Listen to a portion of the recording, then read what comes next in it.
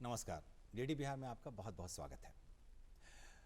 कई बार हम महसूस करते हैं कि हमारे पास आसपास कुछ ऐसे लोग होते हैं जो जीते जी अपने कार्यों के कारण किंवदंती हो जाते हैं। यह हमारा सौभाग्य है कि इसी पटना की धरती पर एक ऐसे साहित्य साधक हुए जो न सिर्फ अपने संपादन कार्य के जरिए बल्कि अपनी साहित्य की विभिन्न विधाओं में रचनाओं के कारण जीते जी एक ऐसी अपनी शख्सियत बना ली, पैदा कर ली, या आप कह सकते हैं अपना ऐसा उन्होंने साहित्य कर्म के जरिए न सिर्फ राष्ट्रीय स्तर पर बल्कि अंतर्राष्ट्रीय स्तर पर अपने आप को इस कदर प्रस्तुत किया कि ऐसा लगता है कि वो हम सब के बीच आज भी हैं। हालांकि उन्हें गुजरे हुए लगभग 4 वर्ष हो गए। हम बात कर रहे हैं साहित्यकार, एक राज्य के बड़े ही नामचीन संपादक, प्राकृत, बांग्ला, हिंदी, संस्कृत और पाली के अध्येता डॉक्टर श्री रंजन सूरिदेव जी की आज उनकी 58वीं जयंती है। आज उनके व्यक्तित्व और कृतित्व पर हम बातचीत करेंगे और इस वक्त हमारे साथ स्टूडियो में जो विशेषज्ञ हैं, जो विशिष्ट साहित्यकारगण यहाँ मौजूद हैं, उनसे हम आपका पहले परिचय कराएं, फिर उनके व्यक्तित्व पर हम चर्चा करेंगे। सबसे पहले हम परिचय कराना चाहते हैं आज इस वक्त स्टूडियो में मौजूद डॉक्टर अरुण कुमार भगत जी से आपका। अरुण कुमार जी, बहुत बहुत स्वागत है। अरुण कुमार जी न सिर्फ साहित्य अकादमी के सदस्य हैं बल्कि नेशनल बुक ट्रस्ट उसके भी ट्रस्टी हैं। वैसे अरुण जी इन दिनों मोतिहारी में केंद्रीय विश्वविद्यालय जो महात्मा गांधी जी के नाम पर है, उनके प्रोफेसर हैं, पत्रकारिता और जनसंचार विभाग के संस्थापक अध्यक्ष हैं। अरुण जी, पुनः आपका स्वागत है इस विशेष कार्यक्रम में जब हम लोग आचार्य रंजन सूरिदेव जी के व्यक्तित्व और कृतित्व पे चर्चा करेंगे। हमारे साथ इस वक्त स्टूडियो में उनके सुपुत्र भी मौजूद हैं। हम स्वागत करना चाहते हैं संगम कुमार रंजन जी का। रंजन जी, बहुत बहुत स्वागत है आपका। धन्यवाद। आपने तो पिताजी को नाम को भी अपने साथ रख लिया, इसलिए निश्चित तौर पर हम सब आपके कारण उनको भी याद करते हैं। तो संगम जी, आपका बहुत बहुत स्वागत है। धन्यवाद। हमारे साथ राज्य के एक और वरिष्ठ साहित्यकार डॉक्टर कैलाश प्रसाद सिंह स्वच्छंद जी हैं। कैलाश जी वैसे तो शिक्षा शास्त्री हैं, लेकिन बहुत बड़े साहित्यकार हैं, बहुत अच्छे कवि हैं राज्य के, और राज्य का नाम कई दूसरे प्रदेशों में भी साहित्य के जरिए रोशन करते रहे हैं। कैलाश जी, आपका भी बहुत बहुत स्वागत है। ये हम सबका सौभाग्य है कि हम सब उस पीढ़ी के लोग हैं जिन्होंने आचार्य रंजन सूरिदेव जी को देखा है, उनके साहित्य कर्म को बहुत नज़दीक से परखने की कोशिश की, हम उनके साथ, हम लोगों को उनका सानिध्य मिला। अरुण जी, सबसे पहले आपसे बात करते हैं। आपने तो उनके पूरे उनके व्यक्तित्व पे, कर्म पे किताब भी संपादित की है। अगर हम आचार्य रंजन सूरिदेव जी की जब बात करते हैं तो उनके व्यक्तित्व के कई आयाम निकल के आते हैं। साहित्यकार तो बहुत थे ही, बहुत बड़े वो कवि भी थे। रचनाशीलता में तो उनका जवाब नहीं, मतलब जितनी विधाएं हैं सब पे उन्होंने काम किया। पाली को लेकर अंतर्राष्ट्रीय स्तर पर वो चर्चित हुए। प्राकृत में कई किताबें उन्होंने दी, जो जैन साहित्य है उसका उन्होंने अनुवाद भी किया। तो एक अनुवादक के रूप में, एक संपादक के रूप में सबसे पहले हम आपसे जानना चाहेंगे कि किस तरह से आप उनको, अगर उनके बारे में विचार करना हो, उनके बारे में विमर्श करना हो, उनके व्यक्तित्व को किस तरह से आप देखेंगे? आचार्य श्री रंजन सूरिदेव जी के व्यक्तित्व और कृतित्व को देखें तो अनेक स्तरों पर त्रिवेणी के संगम दिखाई देते हैं। जी। आचार्य श्री रंजन सूरिदेव जी लब्ध प्रतिष्ठ कवि हैं, कुशल गद्यकार हैं, निबंधकार हैं और एक समर्थ संपादक हैं। जी। तो ये तीनों का जो त्रिवेणी है उसका संगम उनके व्यक्तित्व में दिखाई देता है। भाषा के दृष्टिकोण से अगर देखें, विचार करें, तो वहाँ भी त्रिवेणी के संगम दिखाई देते हैं। जी। हिंदी साहित्य, संस्कृत और प्राकृत, पाली, इन तीनों ही भाषाओं में उनको महारत हासिल था। इसलिए भाषा की जो त्रिधारा है उसके साक्षात दर्शन उनमें होते रहे। आचार्य श्री रंजन सूरिदेव जी के 3 आदर्श भी हैं। जी। वह भी बड़ा उल्लेखनीय है। उनके व्यक्तित्व और कृतित्व को देखें, समग्रता से विचार करें तो आचार्य शिव पूजन सहाय, आचार्य नलिन विलोचन शर्मा और डॉक्टर लक्ष्मी नारायण जी। तो इन तीनों ही व्यक्तित्व उनके आदर्श रहे। इस दृष्टिकोण से भी ये तीन आदर्श उनमें दिखाई देता है। और एक और भी संगम दिखाई देता है। संगम तो उनके सुपुत्र का भी नाम है। जी। एक और त्रिवेणी का संगम दिखाई देता है, वह है जो वैदिक ज्ञान परंपरा है जी। दूसरा बौद्ध साहित्य और जैन साहित्य। जी। तो ये तीनों साहित्य उनका अगर साक्षात कहीं दर्शन करना हो इन तीनों के रूप में, तो श्री रंजन सूरिदेव जी को आप देख सकते हैं जी। और उनका संपूर्ण जीवन साहित्य और साहित्यकार सर्जक के रूप में मान्य रहा है और लोक समादृत रहा है जी। तो वो केवल साहित्यकार ही नहीं हैं, अपितु साहित्यकार सर्जक भी हैं। जी। इस दृष्टिकोण से जो आचार्य की परंपरा है भारत जी, में, जी। उस आचार्य की परंपरा में वे मान्य होते हैं, लोक समादृत होते हैं। जी। एक छोटी सी बात का उल्लेख यहाँ करना उचित होगा। आज़ादी के समय भारत के जो दो बड़े आचार्य थे, और खास करके बिहार में, वो आचार्य शिवजी और आचार्य नलिन विलोचन शर्मा जी। जी। और उनकी जो शिष्य परंपरा है उसमें आचार्य श्री रंजन सूरिदेव जी और आचार्य निशांत केतु जी, ये दो बड़े आचार्य उन दोनों ही परंपरा में सामने आते हैं। और उनके पूरे व्यक्तित्व और कृतित्व को उस रूप में देखा जाना चाहिए। अनेक ऐसे साहित्यकार हैं, मैंने अपनी आंखों से देखा है, अनेक ऐसे साहित्यकार हैं जिनको वहाँ बैठकर पालथी लगाकर जमकर और वहाँ उनसे सीखते समझते हुए इन्हीं आंखों से उनके व्यक्तित्व का अगर हम आकलन करते हैं तो मुझे लगता है कि जो उन्होंने अपने गुरुओं से लिया वो उन्होंने अपने शिष्यों में बांटने की कोशिश की। ये जो उनके व्यक्तित्व का बहुत, और ठीक कहा आपने कि आचार्य शिवपूजन सहाय जी का बहुत उन पर प्रभाव था।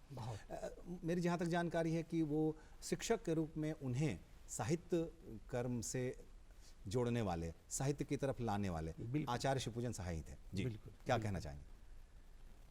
1952 से लेकर 1964 तक लगभग 12 वर्षों तक वे बिहार हिंदी साहित्य सम्मेलन की जो पत्रिका है जी, साहित्य, उसके वो सहकारी रहे।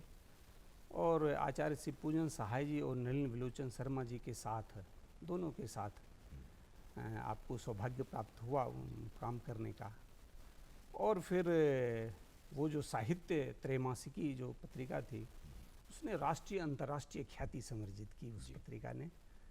और उसको सजाने में, संवारने में, उसको संपादित करने में आचार्य श्री रंजन सूरिदेव जी की बहुत महत्वपूर्ण भूमिका रही। जी, हम पुनः आपके पास अरुण जी आएंगे, कुछ और व्यक्तित्व के जो उनके पहलू हैं उनसे परिचित होंगे। आपके पास आना चाहते हैं। क्या आपने तो बचपन से उनको देखा, बहुत सेवा की आपने, पूरा साहित्य जगत जानता है कि आप लोगों ने बहुत सेवा की उनको, अंतिम समय तक भी वो रचना कर्म से जुड़े रहे। और मुझे यहाँ जहाँ तक स्मरण है, अरुण जी से फिर हम उस पर चर्चा करेंगे, वो एक शब्दकोश का भी निर्माण कर रहे थे। तो क्या लगता है आपको, किस तरह से उन्होंने अपने आप को इस तरह से बनाया कि हम न सिर्फ साहित्य कर्म करें बल्कि साहित्यकारों की भी मदद करें, अपने परिवार, अपने समाज को साहित्य के ज़रिए, जो एक लेखक, एक रचनाकार का जो दायित्व होता है कि वो कुछ दे, कैसे आप एक पुत्र के रूप में कैसे उनको देखते हैं, क्या आप अनुभव करते हैं? जैसा कि भगत जी ने कहा कि मतलब सारे मतलब हिंदी संस्कृत और प्राकृत पे उनका बिल्कुल कमांड था। जी, अच्छी पकड़ थी। जी, पकड़ थी अच्छी। तो केवल हम साहित्य को ना लें, अगर उनका व्यक्तित्व देखें तो एक बहुत ही सादा जीवन उन्होंने जिया। और लगभग इतने सालों में कभी अर्थ पे ध्यान नहीं दिया। जी जी जी, केवल साहित्य से ही जुड़े रहे और साहित्य को का प्रोत्साहन करने में, या जो उनके पास जाते थे लोग, उनको मतलब किसी तरह से प्रोत्साहित करना उनका एक ध्येय रहता था। तो जैसा देखा जाए कि पूरे जीवन जो उनका है साहित्य में ही गया, और मैंने कभी उनको ये नहीं देखा कि मतलब बिल्कुल आराम कर रहे हैं या मतलब जो एक फुर्सत के क्षण में हैं। जी जी। तो हम लोग बस उनका यही साहित्य से ही मतलब दिन भर कुछ कागज़ पे हमेशा कुछ ना कुछ अपना चलता रहता था दिन भर। कभी ऐसा नहीं हुआ कि मतलब चलो कभी इधर घूम जाते हैं या कर आते हैं, लेकिन सारा उनका ध्यान हमेशा साहित्य पे रहा और साहित्य से ही मतलब उनका एक बीच में इंटरप्ट जी करना जरूर चाहूँगा जरूर जरूर। हाँ कि मैं अक्सर उनके यहाँ जाया करता था, तो दिन के समय वो कभी विश्राम नहीं करते करते थे, जी, कभी नहीं करते थे। और उनकी एक बड़े प्रसिद्ध उनकी एक पंक्ति है, मुझे आज भी याद है कि रथ कहाँ से आ रहा है। अच्छा जी जी। और दूसरी बात वो जो कहते थे कि मेरी पीठ दिन के समय बिस्तर को स्पर्श करने के लिए तरसती रहती है। जी जी जी, बहुत अच्छी बात कही। मुझे भी एक बात याद आ रही है, वो अक्सर कहते थे जब वो विदा लेते थे अपने मिलने वालों से, जब वो जाते थे तो उनको कहते थे कि पुनः आइए, पुनः आगमन हो आपका। कभी ये नहीं कहते थे कि मतलब आप जाइए या आप जा रहे हैं, ये उनका अंदाज था बोलने का, यानी कि पुनः इनवाइट करते थे, फिर से इनवाइट करते थे कि ये जो हमारा शास्त्रार्थ है वो बातचीत को शास्त्रार्थ करते इतनी थे। सहजता उनके जी, व्यक्तित्व में, इतनी सरलता, इतनी सादगी, जी इतनी आत्मीयता का भाव उनके व्यक्तित्व में पूरा रहा है। कभी उन्होंने एहसास नहीं होने दिया कि हम इतने बड़े साहित्यकार हैं। हाँ, जी, उनके मिलने हम वाले लोग तब बिल्कुल साहित्य और पत्रकारिता की दुनिया में नए नवोदित आ रहे रहे होंगे, थे, जी, जी। नवोदित हो रहे थे और अहंकार नहीं था। अहंकार की नहीं था, मूर्छा जी, तक नहीं उनको था। स्पर्श और यही नहीं कर उनको पाई। अलग करती है, मतलब साहित्यकारों की जो भीड़ है उससे उनका व्यक्तित्व विशिष्ट नहीं होता है। था, सद्विचार। जी, कैलाश जी आपके पास आना चाहेंगे। आप भी लंबे समय से उनसे जुड़े रहे, साहित्य सम्मेलन में भी जुड़े रहे, उनके पास आप लगातार आते जाते भी रहे। उनका जो संपादन कला है या उनका जो भाषा पे उनकी जो पकड़ थी, भाषाविद के रूप में, भाषा विज्ञानी के रूप में, इससे अलग उनके अंदर एक कवि भी था, उनके अंदर एक रचनाकार था। वो किस तरह से वो निकल के आना चाहता था? बिल्कुल साधनाशील जीवन उनका था। साधना उनके जीवन का मूल मंत्र ही था तपस्यापूर्ण जीवन, और तपोनिष्ठ थे वे।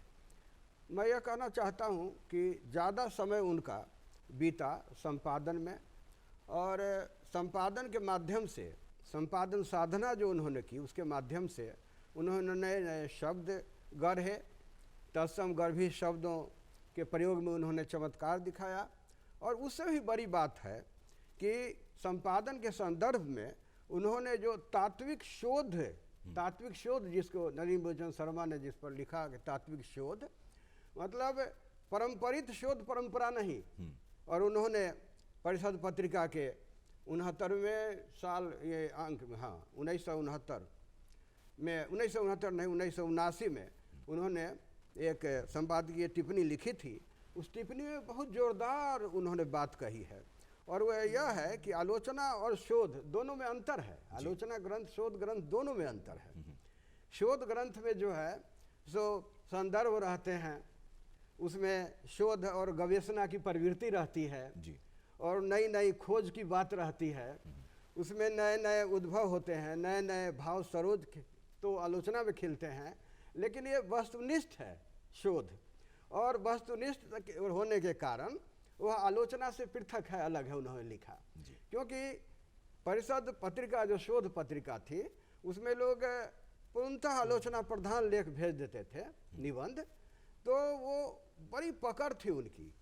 वो एक बार तो ऐसा हुआ कि उन्होंने यह खोज कर ली कि एक सज्जन, मैं नाम नहीं कहूँगा, इस तरह की उनकी प्रवृत्ति थी, खोजी प्रवृत्ति। और सबसे बड़ी बात यह है कि शब्द प्रयोग के माध्यम से वर्तनी की एक रूपता पर उन्होंने बहुत जोर दिया, वर्तनी की एक रूपता। और वर्तनी की दिशा में वे रंजन जी और निशांत केतु जी का कोई जवाब नहीं था, लाजवाब उनकी वह देन थी। यह अवदान, इस अवदान के साथ मैं उनकी कविता पर आऊँ तो गीत संगम उनकी कविता, उनका कविता संग्रह छपा और उसकी भूमिका लिखी नलिन बिलोचन शर्मा जी ने। गीत संगम में जो गीत के तत्व होते हैं, जो भावाभिव्यक्ति होती है, भावना होती है, संवेदना होती है, जो उसमें लय होती है, जो ताल है, जो प्रवाह है, सब है, और उनकी संवेदना क्षण के उसमें छलक पड़ी है गीत संगम में। गीत संगम के कई गीत हैं, जैसे उसमें कल्पनाशीलता भी है। महादेवी जी के गीतों में भी कल्पनाशीलता भरपूर थी, रंजन जी के गीतों में भी कल्पना है, उतनी नहीं है लेकिन कल्पना है। जैसे आकाश, कहते हैं कि आकाश जो है सो वह गंगा या सागर के समान है, उसमें नक्षत्रों की नैया चल रही है। जी जी। और उसमें डगमग नक्षत्रों की नैया, और उसी में डगमग हवा के बारे में कहते हैं कि हो रही पुरवैया, डगमग डगमग पुरवैया हो रही है। इस तरह के सृजनशीलता उनकी थी, इस तरह से अभिनव कल्पना उनकी थी। इसको अभिनव कल्पना ही कह सकते हैं। जी। जयशंकर प्रसाद जी ने, महाकवि जयशंकर प्रसाद ने आंसू में भी इस तरह के प्रयोग किए हैं, जी। लेकिन रंजन जी के प्रयोग उससे हटके हैं। जी। और बहुत है जो उनका गीत संग्रह है, उसका तो जवाब नहीं है। जिसके कुमार विमल ने कहा कि इनके बिंब जो हैं कुछ अछूते हैं, अनोखे हैं, संवेदना गर्भित बिंब, संवेदना भी है और बिंब विधान भी है। बहुत है एक टेक के रूप में, बहुत ही मतलब यह कह सकते हैं कि बड़ी ही मार्मिकता उत्पन्न करने वाली बात है यह, कि टेप है, टेक के रूप में। और वह है जैसे कि उसने कहा था, कहानी में उसने कहा था एक टेक है, उसी तरह से इस तरह का एक अभिनव प्रयोग हुआ। हर छंद, हर में वह तोरा है और टेक है, अंत में बहुत है शब्द का प्रयोग है। जैसे प्रीति जो है, प्रीति पवन जो है, उसके सरस परस से वे पूर्णतः एकदम पुलकातिरेक से जो प्रेम भावना हुआ थिरक उठती है, छलक उठती है। और तब कहते हैं कि आती याद बहुत है, उनको उनकी याद बहुत है। अन्य पुरुष में उन्होंने इसको लिखा है, बहुत याद आती है। और उसी तरह से पूरा विश्वास है उनको प्रेम भावना में। और बार बार वे कहते हैं कि उनके प्रेम में विश्वास बहुत है, बहुत हाँ, प्रेम में सुवास बहुत है, बड़ी ही सुगंध है। कुछ लोगों ने, कुछ आलोचकों ने आरोप लगाए कि जयशंकर प्रसाद के आंसू और महादेवी जी के गीतों से भी कुछ गृहित है, लेकिन नहीं है। महादेवी जी के गीतों में लौकिकता से अलौकिकता की यात्रा है, इसमें अलौकिकता कहीं नहीं है। अलौकिक जो विधान है वह नहीं है, यह इसमें एक नया अवदान है, अलौकिकता नहीं है। वो उन्होंने जो भी लिखा है, गृही जो गृहस्थ है, गृहिणी है, नायक नायिका है, प्रेमी प्रेमिका है, तो उनकी प्रेम भावना, पावन प्रेम भावना पर है वो। और बड़ा सुहावन जो गीत लिखे हैं उन्होंने, तो उस गीत के प्रति जो आलोचक के जो उद्भावनाएं हैं, वो उद्भावनाएं बड़े ही बहुत ही सराहनीय हैं। और मैं तो यह कहूँगा कि आलोचना के क्षेत्र में जो उनका शोध ग्रंथ है वसुदेव हिंदी, भारतीय चिंतन और संस्कृति, तो वो जैन साहित्य पर आधारित है। और वसुदेव का अर्थ कृष्ण के पिता, हिंदी का अर्थ हिंडन से परिभ्रमण बना है, और उसमें जैन साहित्य और संस्कृति का परिभ्रमण करते हैं। अनेकांतवाद, स्यातवाद, अनेकांतवाद, जिसमें कि शारीरिक मानसिक स्तर पर भी किसी के दिल को नहीं दुखाना चाहिए, यह है अनेकांतवाद में।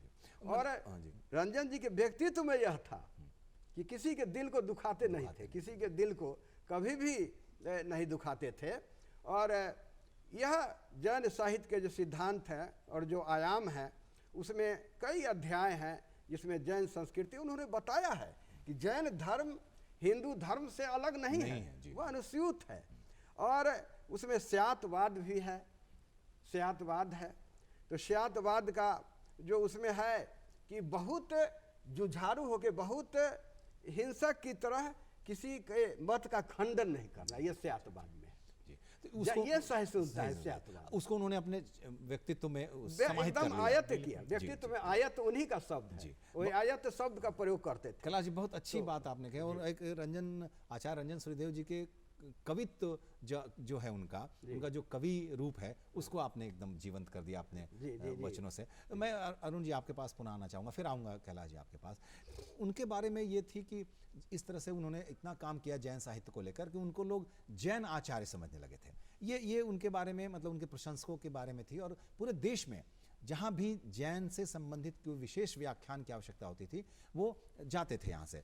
इस बारे में उनके सुपुत्र बताएंगे कब कैसे उन्होंने, हालांकि जब उन्होंने महसूस किया कि अब मेरे लिए यात्रा सही नहीं है, सहज नहीं है, तो उन्होंने इस कार्य को बंद किया। वरना वो प्राय हर दूसरे तीसरे महीने देश के किसी भी बड़े शहर में जैन विषय पर, जैन साहित्य से संबंधित विषय पे व्याख्यान के लिए जाया करते थे। ये जो उनका इस तरह से साहित्य से यात्रा शुरू होकर अगर जैन साहित्य तक आकर थमी, और जैन का उन्होंने इतना अनुवाद किया जैन साहित्य का, क्योंकि प्राकृत जानने वाले लोग हिंदुस्तान में बहुत कम बचे हैं, अब तो बिल्कुल गिने चुने लोग हैं। आचार्य रंजन सूरिदेव जी उसमें से एक थे जिनके पास अच्छी पकड़ थी प्राकृत की। आप भी चर्चा कर रहे हैं पाली की, संस्कृत की, हिंदी की, बांग्ला की, इतनी भाषाओं के जानकार होने के बाद भी पाली और प्राकृत पर उनका एकनिष्ठ हो जाना, क्या ये संकेत है कि इस भाषा के जरिए जो इस संस्कृति की बात कर रहे हैं, भारतीय संस्कृति की, उस भारतीय संस्कृति को समझना भी ज़रूरी है? क्या कहना चाहेंगे आप? मुझे लगता है कि प्रारंभ के दिनों में वे एक सुकवि के रूप में जी। उनका पल्लवन हुआ, जिसके बारे में स्वच्छंद जी ने विस्तार से बताया है। और शायद कविता से कहीं छिटक कर वे गद्यकार के रूप में दिखाई देते हैं, निबंधकार के रूप में दिखाई देते हैं, एक समर्थ संपादक के रूप में दिखाई देते हैं। और भाषा की दृष्टि से अगर देखें तो उनकी प्रारंभिक शिक्षा दीक्षा संस्कृत में हुई थी। जी। और फिर प्राकृत जैन शास्त्र और हिंदी साहित्य, शिक्षक भी वो संस्कृत के ही बने थे। हाँ, प्राध्यापक भी संस्कृत के हेड थे। पंडित। जी। हेड पंडित थे। तो श्रीरंजन सूरिदेव जी साहित्य में कविता से छिटक कर इधर उनका वो आए थे, मतलब समालोचना के क्षेत्र में या कुशल गद्यकार के रूप में श्रीरंजन जी दिखाई देते हैं। श्रीरंजन जी गद्यकार के रूप में जो दिखाई देते हैं उसमें उनका संपादन कौशल बड़ा प्रभावी रूप से दृष्टिगोचर होता है। जी। आपने जिसकी बात की प्राकृत जैन शास्त्र, वो तो है ही, प्राकृत जैन शास्त्र में प्राध्यापक भी रहे, जो वैशाली में संस्थान है वहाँ लंबे समय तक प्राध्यापक भी रहे। वहाँ से लौट कर आने के बाद बिहार राष्ट्रभाषा परिषद में परिषद पत्रिका के संपादक रहे। तो उनके पूरे जो उनका था वैशाली प्राकृत शोध संस्थान में जाने के बाद कि उनका जो रुझान है वो प्राकृत से ज़्यादा हुआ, और साथ में पाली को भी साथ में लेके चले। जी। बिल्कुल। बात ये थी कि बहुत ज़्यादा काम इन पे नहीं हुआ था जी। इसीलिए वो उन्होंने केंद्रित किया इस पर। जी। उसको उन्होंने उसको हिंदी, प्राकृत और संस्कृत पर ज़्यादा जोर दिया। जी। और उसके माध्यम से भारत, भारतीयता और भारत बोध को वो रेखांकित करना चाहते थे, अक्षरित करना चाहते थे, और इसे उन्होंने किया भी। इसलिए मैं तो अक्सर कहता हूँ कि वे सांस्कृतिक राष्ट्रवाद के अग्रदूत साहित्यकार हैं। बिल्कुल। और इस रूप में उनकी पहचान होनी चाहिए, और वो मान्य भी हैं। उन्होंने अपने समय में सर्वाधिक जो काम किया वो संपादन का काम किया। 12 वर्षों तक तो साहित्य का संपादन, लगभग 30 वर्षों तक परिषद पत्रिका का संपादन, फिर उसके बाद धर्मायन का संपादन। और मैंने तो अपनी एक पुस्तक में उनके एक सिद्धांत का उल्लेख किया है कि मौलिकता के विसर्जन का सिद्धांत, यानी संपादन करते समय स्वयं की जो मौलिकता है, यानी संपादक की जो मौलिकता है, उसका विसर्जन लेखकों के लेख में होता है। और इस पर उनके एक सिद्धांत का उल्लेख करते हुए बड़ा विस्तार से हमने अपनी पुस्तक में उसका उल्लेख किया है। अरुण जी, हम लोग अपनी बातचीत जारी रखेंगे, लेकिन जरा सा हम आचार्य श्री रंजन सूरिदेव जी के ज्येष्ठ पुत्र आगम रंजन जी, उनके बारे में किस तरह से उन्हें याद करते हैं, अपने पिता को और उनके व्यक्तित्व को, वो पहले जरा सा सुन लेते हैं, उसके बाद फिर हम इस बातचीत को आगे बढ़ाएंगे। श्री रंजन सूरिदेव ने हिंदी साहित्य की सेवा पूरी सत्यनिष्ठा और तन्मयता के साथ की है। निस्वार्थ भाव उनके मन में रचा बसा था, चाहे वो कोई भी आदमी हो, बड़ा हो, छोटा हो, सभी की वो सहायता करते थे। चाहे वो छोटे लेखक हों या बड़े लेखक हों, नए लेखक हों, पुराने लेखक हों, सभी उनसे हमेशा सुझाव मांगते थे कि आप मेरी पांडुलिपि को एक बार देख लीजिए, तो शायद मेरी पांडुलिपि कुछ निखर जाए। और वो उस पांडुलिपि को बड़ी ही तन्मयता से और बिना किसी स्वार्थ के पूरी तरह से उसको निखार देते थे। और जब वो निखरा हुआ स्वरूप लेखक देखता था तो उसकी खुशी का ठिकाना नहीं रहता था कि जो मैंने लिखा कहाँ से कहाँ चला गया। तो ऐसे थे हमारे पिताजी, हमारे बाबूजी डॉक्टर श्री रंजन सूरिदेव। ये विचार हम लोगों ने सुने और निश्चित तौर पर मतलब उनके एक पुत्र के रूप में पिता को किस तरह से विचार करते हैं वो हम देख सकते हैं। चलते चलते समय कम है, संगम जी आपके से जानना चाहेंगे कि जब वो राष्ट्रपति से पुरस्कृत होने जा रहे थे दिल्ली, स्वास्थ्य उनका बढ़िया नहीं था और मुझे स्मरण है कि राष्ट्रपति जी खुद नीचे आकर उनको अपनी कुर्सी पर उन्होंने सम्मान दिया। जब वो लौट के आए तो इतना संतुष्ट उनको जीवन में पहले किसी ने नहीं देखा, उनके मिलने वाले भी और आप लोगों ने भी महसूस किया होगा। बहुत बोलते थे कि मैं बहुत साधारण आदमी हूँ, इतनी यात्रा करके मैं यहाँ तक आया और इससे बड़ा पुरस्कार, इससे बड़ा सम्मान नहीं हो सकता कि राष्ट्रपति जी खुद मुझे अपने हाथों से साहित्य कर्म के लिए सम्मानित कर रहे हैं। ये मेरा सम्मान नहीं, साहित्य का सम्मान है, साहित्यकारों का सम्मान है। हम आपके श्री मुख से सुनना चाहेंगे इन बातों को किस तरह से वो साझा करते थे। 2015 का विवेकानंद सारथी सम्मान जी पिताजी को मिला था। तो एक भावुक क्षण था हमारे लिए भी और हमारे परिवार के लिए जी, साथ में पिताजी के लिए था। उनका तो बस यही कहना था कि राष्ट्रपति हमारे पास ही खुद चल करके आए और उन्होंने वो सम्मान हमें दिया। तो वो उस चीज़ को लेकर के बहुत मतलब उत्साहित रहते जी, संतुष्ट भी थे कि मैं स्वयं उस क्षण का साक्षी हूँ। मैं स्वयं राष्ट्रपति भवन में उस समय उपस्थित था। महामहिम राष्ट्रपति स्वयं आसन से उठकर आए और व्हील चेयर पर उनका सम्मान किया था। क्योंकि वो उठ नहीं पा सकते थे, अस्वस्थ थे, तो व्हील चेयर वहाँ लगाया गया था और महामहिम राष्ट्रपति ने स्वयं हाथ से इशारा किया कि आप वहीं रहें। जी। और वहाँ से आकर आसन से उठकर आए और उन्होंने बहुत आह्लादित थे, बहुत मतलब भावविवल उनके लिए देश था। चलिए, तो समय नहीं है वरना हम मुझे लगता है कि बिल्कुल आचार्य श्री रंजन सूरिदेव जी का व्यक्तित्व इतना है कि हम शायद कई दिन तक उन पर बात कर सकते हैं, कई अध्याय उन पर और लिखा जाना चाहिए। और सचमुच इतना कार्य ईश्वर ने उन्हें बहुत लंबी आयु दी, 94 साल तक वो साहित्य कर्म से जुड़े रहे और लगभग 70 सालों तक, अगर हम बात करें तो 70 सालों तक उन्होंने साहित्य की सेवा की, सर्जना की। जी, तो इसलिए उनके विराट व्यक्तित्व को हम आज जब हम उनकी 58वीं जयंती मना रहे हैं उन्हें नमन करते हैं और आप सबका सम्मान करते हैं, धन्यवाद करते हैं। अरुण जी कि आपने समय निकाला, अरुण भगत जी आपका सम्मान धन्यवाद, संगम जी आपका भी धन्यवाद करते हैं और कैलाश स्वच्छंद जी आपका भी धन्यवाद करते हैं। और आप सबसे अनुरोध करते हैं कि आप सब जो डीडी बिहार के साथ बने रहते हैं, हमेशा बने रहते हैं, तो देखते रहिए डीडी बिहार। नमस्कार।